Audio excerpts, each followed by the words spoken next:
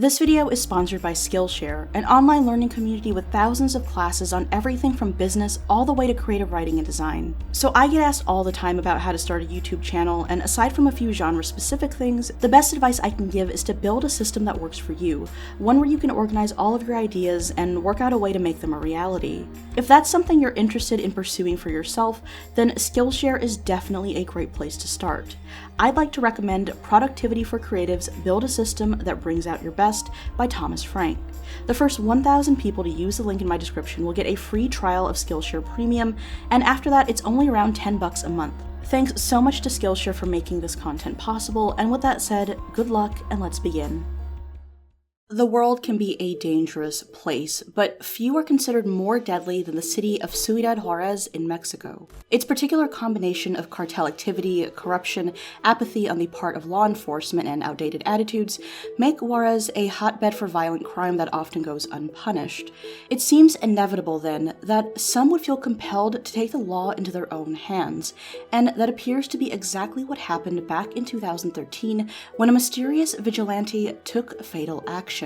On August 28th of 2013 at 7:45 a.m., a lone female boarded a bus and opened fire on its driver, 45-year-old Jose Carrera.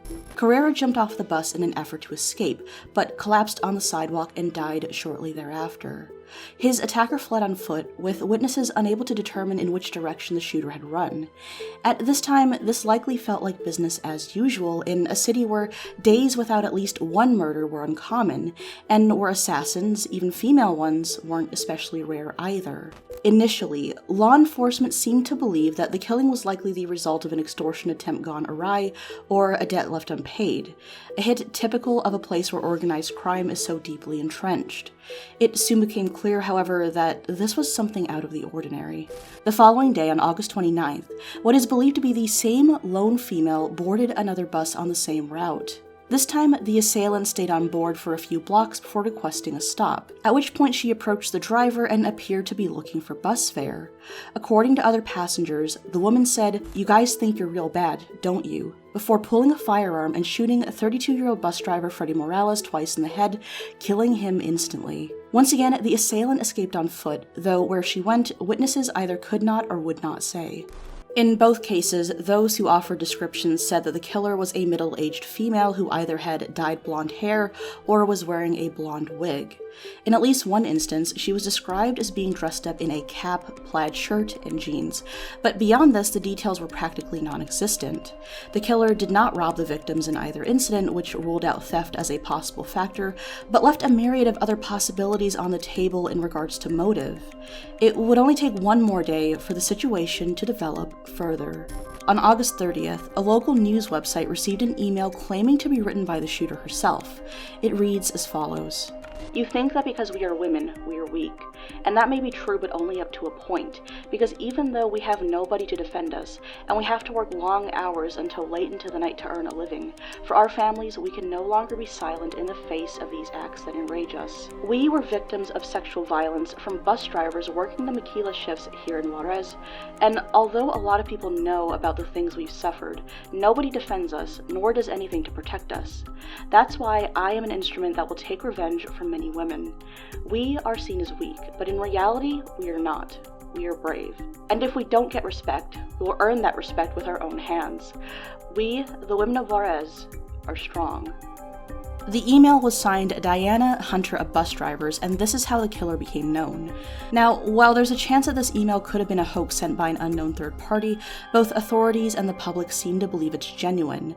Many others also agree, as it explains the unusually specific nature of the crimes, gives an incredibly potent motivation for such violence, and inadvertently seems to reveal a few details about Diana herself. The maquila referred to in the message are foreign-owned factories, usually run by companies in the US, which makes Juarez and its surrounding areas an ideal location due to proximity to the border.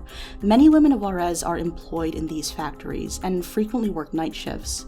The use of "we" when referring to maquila workers suggests that Diana herself was likely among those doing this job, and also suggests that either she or people close to her might have had first-hand experiences with the abuses that she described. Her chosen handle is telling, too, seemingly inspired by the Roman virgin goddess Diana. As is often the case with Roman mythology, the Diana of myth has several roles, including being a protector of childbirth, goddess of fertility, and a protector of the lower classes. She was also a god of hunting, tasked with guiding her hunters safely through unknown territory, a god of the countryside, and in one incarnation, the god of the roadways or crossroads, which carried with it a darker connotation. As a deity responsible for crossroads or divergent paths, it was believed that the role of Diana in this form was to usher people into the afterlife, essentially guiding them into the underworld. The more we dig into the context surrounding this vigilante's acts of retribution, the more sense these details about her namesake seem to make. Now, I mentioned earlier how the murder rate in Juarez is amongst the worst in the world, but what we have not touched upon yet is the role femicide plays in those numbers, and the amount of violent and sexual crimes committed against women in the city in general. Domestic abuse everywhere, and in the city of Juarez in particular, is an ever-present issue, but this issue isn't just limited to households. Between the years of 1993 and 2005, 370 young women and girls were killed in Juarez, according to an Amnesty International report on the subject. In 2010, just a few years before Diana would take action, murder in Juarez reached a new peak, with 304 young women and girls having been killed in the city in that year alone. Often these victims, some as young as 13, were sexually assaulted, tortured, murdered, and then dumped in the desert outside of Juarez, either out in the open or in shallow graves. Many of these murders went uninvestigated. When the author of the email claimed that no one was willing to protect the women of Juarez, they said so with good reason. Women who report sexual crime are often humiliated or questioned by police in a disbelieving manner before being turned away entirely. It's also commonplace for politicians and authority figures to claim that victims of these horrific crimes were sex workers or that they somehow were to blame for their own victimization. In an interview with This American Life, Oscar Menes, a former criminologist who worked on many missing women's cases, explained it as such. First, they denied the problem, then they played it down, and finally, they blamed the victims' lifestyle and their families. Prior to this interview, Menes had already chosen to resign from his position, suggesting that his peers, quote, would rather cover up investigations and tamper with evidence than find justice. In the years following 2010, the overall murder rate in the city did decline rather dramatically and had fallen significantly by 2013 when the bus driver killings took place. It is important to note, however, that the reason for this drop is believed to be a particular cartel taking control over the city, meaning less gang violence, which doesn't necessarily equate to a drop in femicide or other crimes against women. As a result, even while Juarez was attempting to improve its public image, it remained incredibly dangerous for its female residents. So why, in a place that's known to be treacherous to women, was it specifically bus drivers that Diana chose to target? As mentioned in the email, she believed that the drivers themselves often targeted lone female passengers, but why is this the case?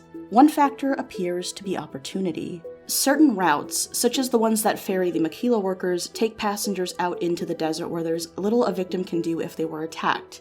A 25-year-old Juarez resident described her own experience to This American Life, saying, quote, I remember when I was in high school, I would hear a lot about it. My friends would say to me that if you're going on the route and there's no one there, take a pen with you with the point of facing outwards, because you never know. It's been happening for years and years. Another factor is that allegedly, bus drivers were also often drug dealers, which strongly suggests that they'd have cartel connections. This indicates that while bus drivers were responsible for finding the victims, it's possible and even probable that they didn't carry out these abuses on their own. Given that cartels have a reputation for paying off law enforcement, it's also plausible that this is why these offenses were frequently overlooked. According to an article for The Cut, in the 90s and early 2000s, more than 100 female bus riders disappeared in the area Diana committed her acts of vengeance, many of whom were later found sexually assaulted, strangled, and dumped outside the city.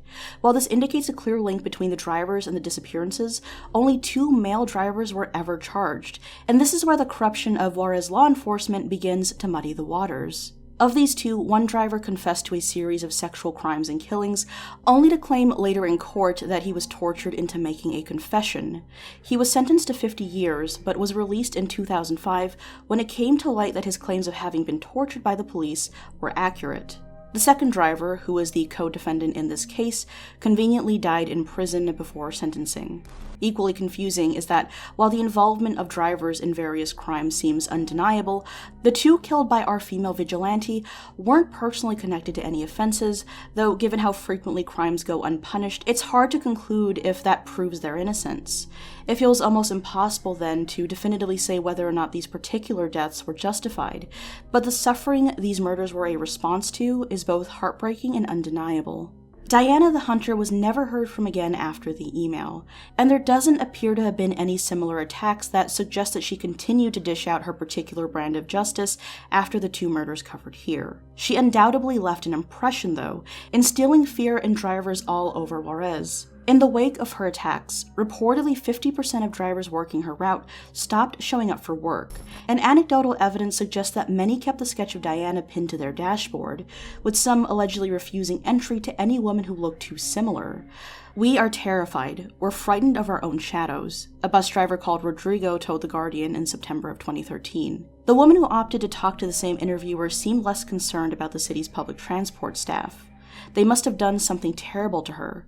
With the police doing nothing in a society that doesn't help, it's understandable that she took justice into her own hands," said one young woman. "If the killer really is a victim, I hope she doesn't get caught," said another. Perhaps this is why, even several years later, Diana's identity, if she does exist, remains a mystery. Because if any of the women working in the factories of Juarez know who's responsible, none are willing to share. This video was researched and written by Lux Noctis, edited by Darkfire Productions, with additional writing by yours truly.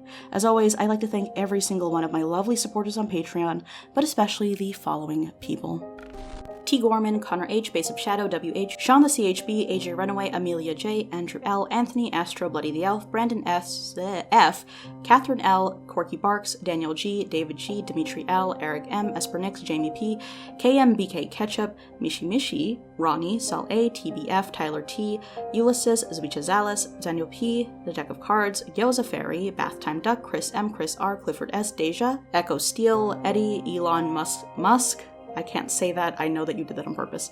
Francisco B, James M, Jamie M, Val C, Kyle R, Luck B, Matt J, Mega Brutal, Melly, Nick B, Panda Tiger, Patrick A, Pen Stift, Rye S, S Christine, Scorian S, Sky Grinder, Solar Avalon, Solar Rabbit, S PC Zippo, Terry the Outlaw, The Man in the Crowd, Zarai, Zimbledorf, the Calzone Consumer, Sir Tim Thinks a Lot, I think that's how you say that, and Stephen S. Again, thank you guys so much, and if you're still listening, you're insane, but I love you, and I'll see you next time.